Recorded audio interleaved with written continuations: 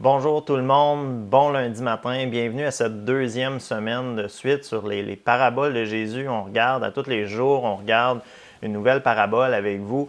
Merci d'être là, merci de vous joindre. Aujourd'hui, on fait la suite un peu de celle de vendredi dernier. On parlait vendredi dernier de la parabole des semences. Là, on va parler de la parabole du semeur ou la parabole des 4 terres. Qui est quand même une parabole assez connue. On va la regarder en détail. C'est une parabole qu'on retrouve dans Matthieu 13, on retrouve dans Marc 4, dans Luc 8. Fait que si vous avez le goût de lire les différentes façons que les disciples ont rapportées, vous êtes bienvenus de le faire. Nous, on va se concentrer sur la version dans Matthieu 13. Donc, je vous lis le texte, puis on se lance. Verset 4. Un semeur sortit pour semer. Comme il semait, une partie de la semence tomba le long du chemin. Les oiseaux vinrent et la mangèrent. Une autre partie tomba dans les lieux pierreux, où elle n'avait pas beaucoup de terre. Elle leva aussitôt, parce qu'elle ne trouva pas un sol profond. Mais quand le soleil parut, elle fut brûlée, sécha, faute de racines. Une autre partie tomba parmi les épines montèrent et l'étouffèrent. Une autre partie tomba dans la bonne terre, elle donna du fruit, un grain 100, un autre 60, un autre 30. Que celui qui a des oreilles pour entendre, entende.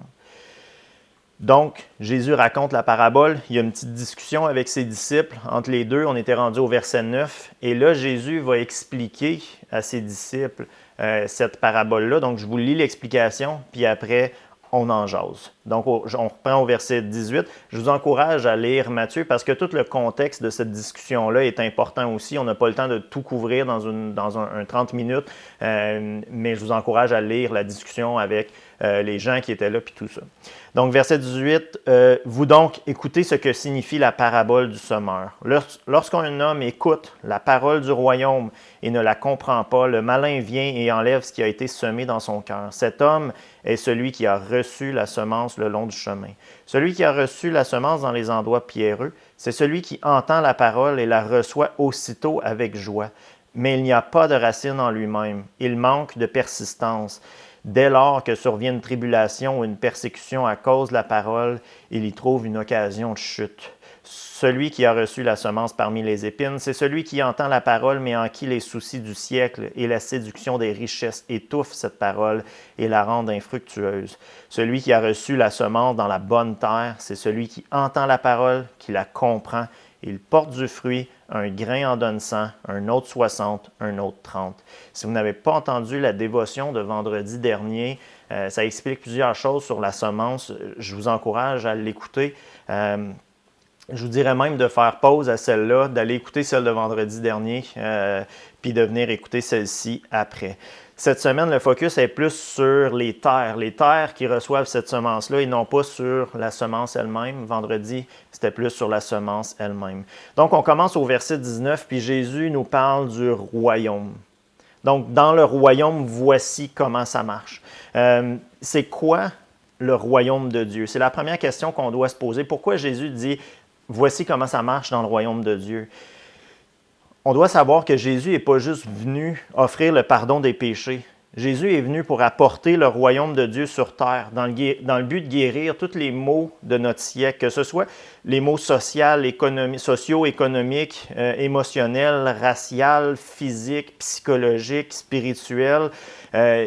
Jésus est aussi venu amener de l'espoir dans chacun de ces domaines-là, puis un nouveau royaume que celui dans lequel on est en train de vivre présentement. Dans le royaume de Dieu, ces choses-là ne sont pas problématiques.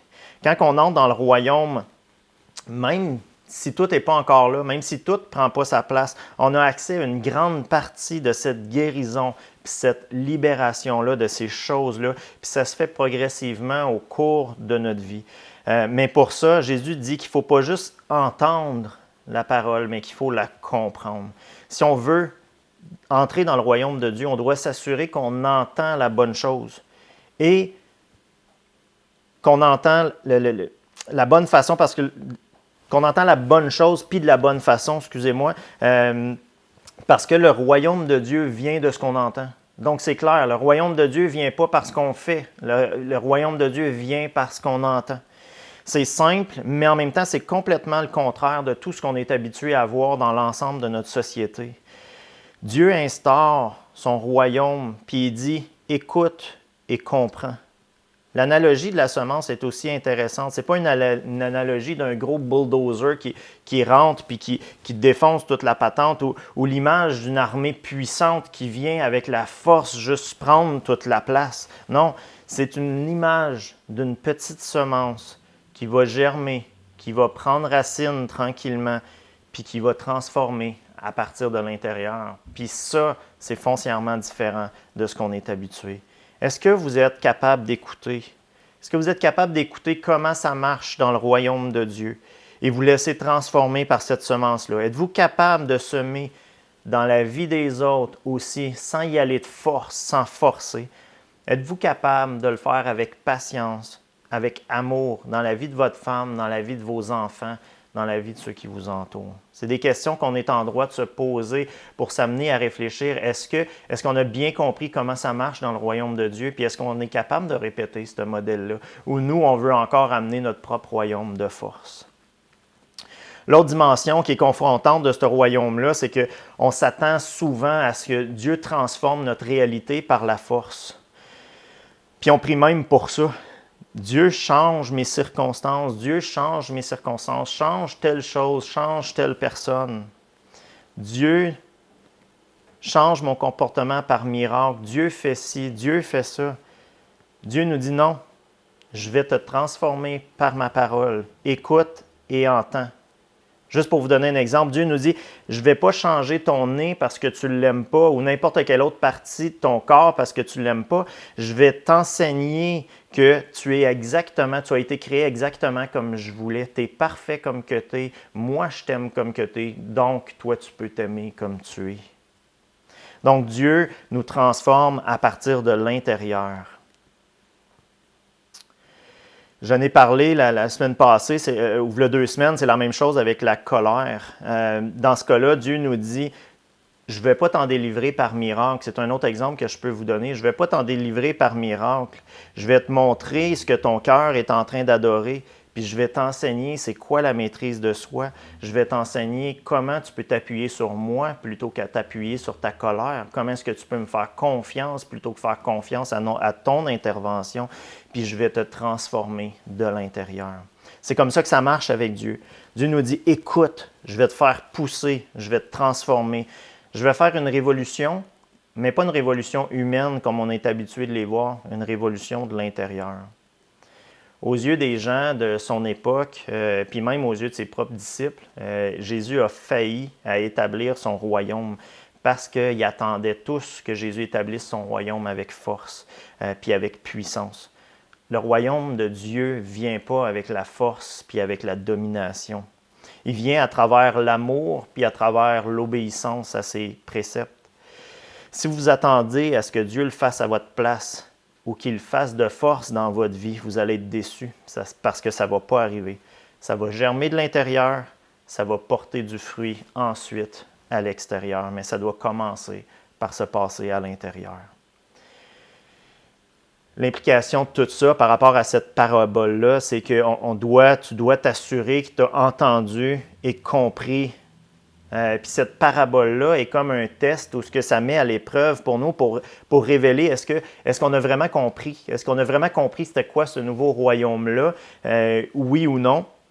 Puis pour révéler si on est en train de vivre sous cette royauté-là ou si on n'est pas en train de vivre sous cette royauté-là. Luc 9, 57, 58 nous dit « Pendant qu'ils étaient en chemin, un homme lui dit « Seigneur, je te suivrai partout où tu iras. » Jésus lui répondit, les renards ont des tanières et les oiseaux du ciel ont des nids, mais le Fils de l'homme n'a pas un endroit où il puisse reposer sa tête. Jésus faisait des miracles, puis les gens voulaient le suivre à cause de ça. Ils voulaient le suivre pour être témoins de ces miracles-là. Souvent, quand on va présenter l'Évangile aux gens, on va leur promettre une nouvelle vie. Puis ça a quelque chose d'alléchant. Mais est-ce qu'on présente aussi qu'est-ce que ça va coûter? Est-ce que tu sais vraiment dans quoi tu es en train de t'embarquer ou dans quoi tu t'es embarqué? Il y a un coût à ça. Est-ce que tu sais exactement dans quoi tu veux t'embarquer? Tu es en train de t'embarquer ou tu veux juste trouver un moyen de plus pour te servir, toi, servir ton propre royaume? Puis c'est exactement ça qu'on vient toucher ici dans cette parabole-là. Donc, on va regarder les trois tests, les trois terres, les mises à l'épreuve ou les mises en garde que Jésus nous émet par rapport à notre propre cœur. Donc, la première, on y va rapidement, le chemin. La mise en garde, c'est prends garde d'écouter avec un cœur dur. Ça dit qu'il écoute, mais qu'il ne comprend pas. Il écoute avec son intellect seulement, avec sa tête. Puis il ne laisse pas ces choses-là descendre puis aller au fond de son cœur. Est-ce que tu connais toute la théorie? Tu connais tous les concepts au fond de toi, mais jamais vraiment tu es ému puis tu es touché par ce que la Bible t'enseigne puis parce que le message qui t'est apporté? Est-ce que tu fais des prises de conscience profondes où il n'y a jamais de prise de conscience profonde puis personnelle qui se passe dans ta vie? Ça, c'est le chemin. Il n'y a rien qui se passe. Il n'y a juste rien qui se passe. C'est la stérilité, c'est le néant. J'entends quelque chose, mais ça ne produit rien. Il n'y a rien qui se passe. Deuxième terre, c'est les endroits pierreux. La deuxième mise en garde qu'il faut comprendre à travers cette image-là, ce sol-là, c'est prends garde d'écouter en surface seulement. On parle des émotions. On est en train vraiment de parler, de gérer ça d'une façon émotionnelle, de croire avec une vigueur d'émotion, mais sans une véritable profondeur. Puis ça, c'est troublant parce que on a probablement tous vu des personnes comme ça qui ont cette intensité d'émotion-là, mais qui manquent de profondeur, que la profondeur ne s'installe pas dans l'ensemble de leur vie. Dès que les épreuves arrivent, puis ça, c'est la chaleur, ils vont dire « c'est quoi cette affaire-là? Comme je pensais que ma vie allait être plus facile. C'est bien inutile, la foi. C'est une expérience émotionnelle qu'ils ont vécue, mais pas une réelle rencontre, puis certainement pas un Dieu qui est personnel dans leur vie. » Ils ont essayé d'amener Jésus dans leur royaume plutôt que de renoncer à leur royaume pour suivre Christ. Puis ça, il faut le comprendre. Tim Keller dit, il compare ces gens-là en disant, c'est des gens qui cherchent la bénédiction, mais pas un sauveur. C'est des gens qui cherchent un sugar daddy, mais pas un roi pour leur vie. Ils cherchent de l'aide puis un répit, mais pas le salut. Ça, c'est ce qui caractérise ces gens-là. Jésus puis l'Église, pour eux, c'est juste un service. C'est juste une ressource de plus pour leur apporter le bien-être, tout simplement. Ils démontrent de cette façon-là que ce qu'ils adorent, c'est eux-mêmes. Ou les choses qu'ils ont perdues, parce que quand vient l'épreuve, ils perdent des choses, puis ces choses-là les font disjoncter, les font abandonner. À ce moment-là, c'est parce qu'ils adoraient ces choses-là, puis ils adoraient eux-mêmes, puis leurs circonstances, plus que Dieu lui-même.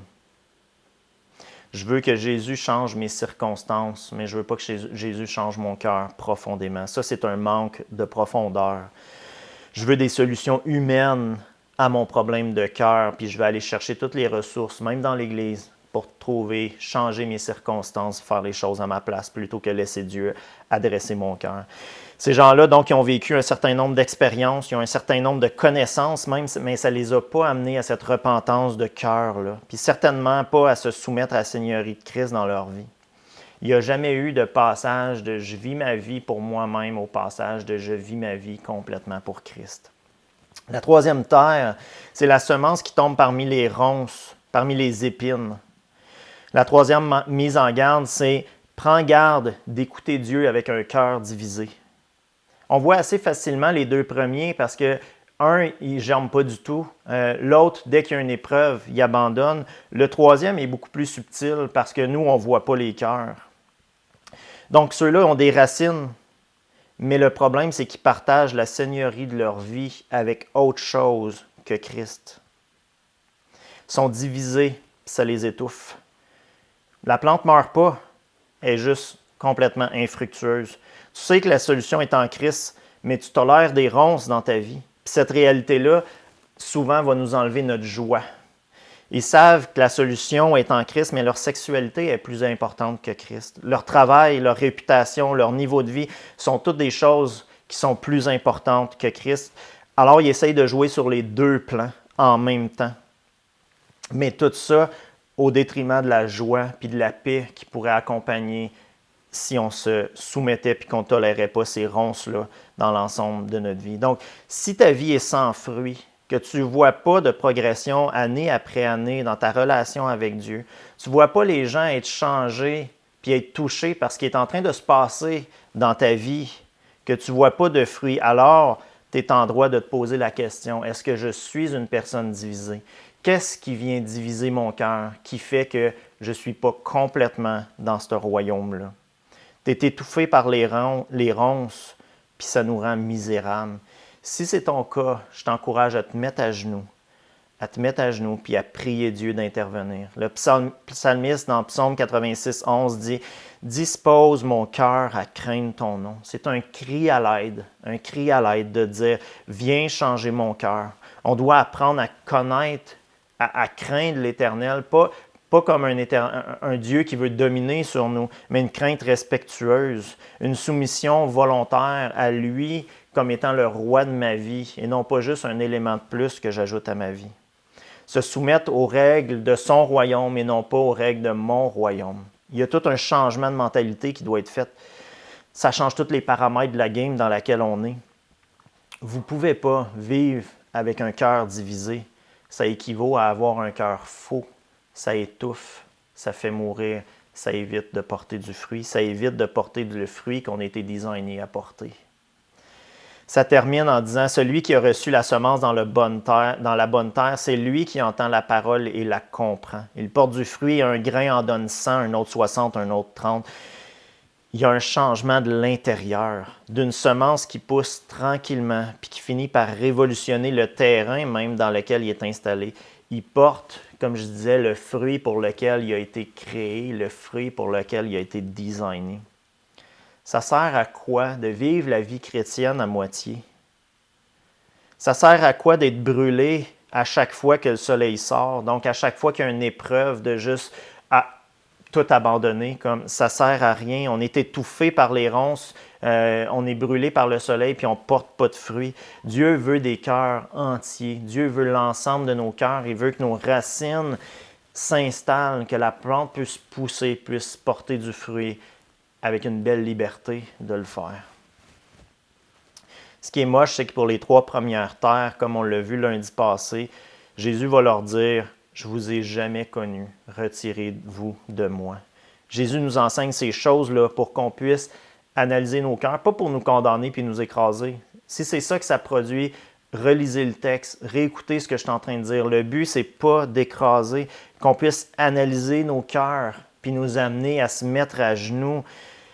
Que ça fasse 1 an ou 30 ans que vous tournez autour des églises ou que vous avez appris à connaître Dieu d'une façon intellectuelle, qu'on soit capable de dire aujourd'hui, je renonce à ma vie, prends ma vie, change mon cœur, je vais te suivre coûte que coûte, je vais changer tout ce que tu me montres que je dois changer. On doit avoir cette attitude de cœur-là. Puis c'est comme ça, c'est un des signes, comme je disais encore une fois lundi dernier, un des signes d'un croyant véritable. Puis c'est de ça qu'on parle ici. Puis ce signe-là, c'est l'enseignabilité, l'humilité, la capacité à entendre et à obéir à Dieu. On doit pratiquer ça, on doit développer ça. La réalité, c'est que des roches, des racines non profondes puis des ronces, j'en ai dans ma vie.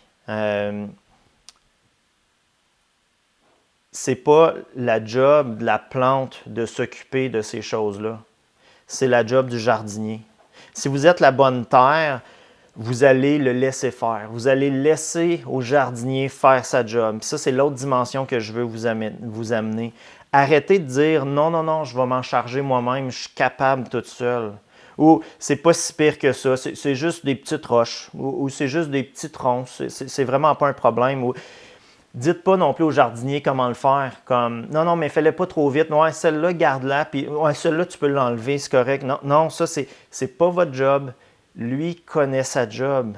Laissez-le faire. Puis je vous dirais même, suppliez-le de le faire. Possiblement que dans vos vies, vous avez des racines qui ne sont pas profondes, vous avez des roches, vous avez des ronces.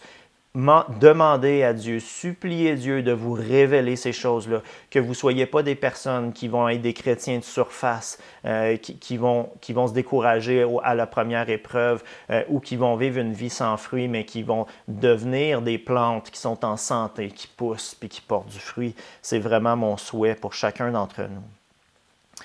Si vous pensez que vous êtes une de ces trois terres, ou si vous pensez plutôt que vous connaissez quelqu'un qui est une de ces trois terres-là, le but, ce n'est pas de la juger puis la rejeter.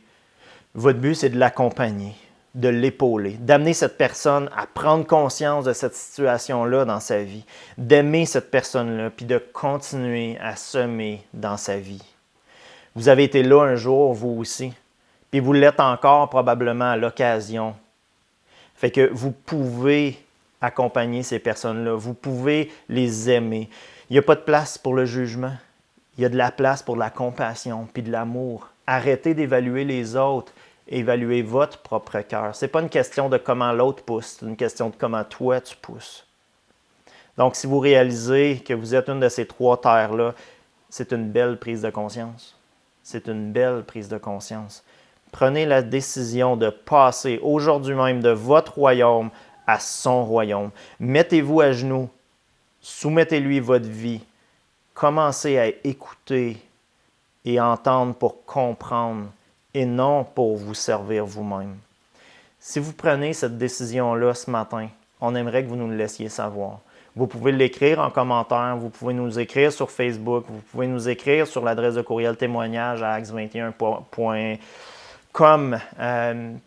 témoignage@axe21.com. On veut vous accompagner dans les premières étapes. On veut vous accompagner. Dieu ne veut pas qu'on se considère comme une mauvaise terre puis que ça finisse là. Non, on doit être conscient que ça arrive malheureusement. Si Jésus nous donne ces paraboles-là, c'est pour qu'on fasse des prises de conscience puis que, comme Jésus est en train d'enseigner à ses disciples, qu'on soit capable d'écouter. Écouter pour entendre, écouter pour comprendre, écouter pour obéir. C'est ce que je vous propose. Contactez-nous. On veut en parler avec vous. Il n'y a pas de honte, même si ça fait 10 ans, 15 ans, 30 ans, comme je disais tantôt, que vous êtes dans l'Église, puis vous venez de réaliser que jamais ça a pris racine dans votre vie. Il n'y a pas de honte à avoir. Allez-y. Appelez-nous. On veut célébrer ça avec vous, puis on veut vous accompagner. Je vais terminer par la prière, mais pas par une prière que moi je vais faire. Une prière que je trouvais appropriée dans ce contexte-là, qui est une prière du roi David dans Psaume 139. Je pense qu'on peut tous prier cette prière-là pour demander à Dieu de nous révéler notre cœur. Psaume 139, versets 23-24. « Sonde-moi, ô Dieu, et connais mon cœur. Éprouve-moi et connais mes pensées. Regarde si je suis sur une mauvaise voie et conduis-moi sur la voie de l'éternité. » Regarde si je suis sur une mauvaise voie et conduis-moi sur la voie de l'éternité. On veut être humble. On veut demander à Dieu de se révéler dans nos cœurs parce qu'on veut vivre sous sa seigneurie, sous sa royauté. C'est la meilleure chose qui ne peut pas nous arriver. Fait que sur ce, je vous souhaite une bonne journée des Patriotes, journée du dollar, je ne sais plus trop quoi, toutes ces fêtes-là qui ont lieu la même journée. Je vous souhaite une bonne journée, je vous souhaite une bonne semaine. Bye bye.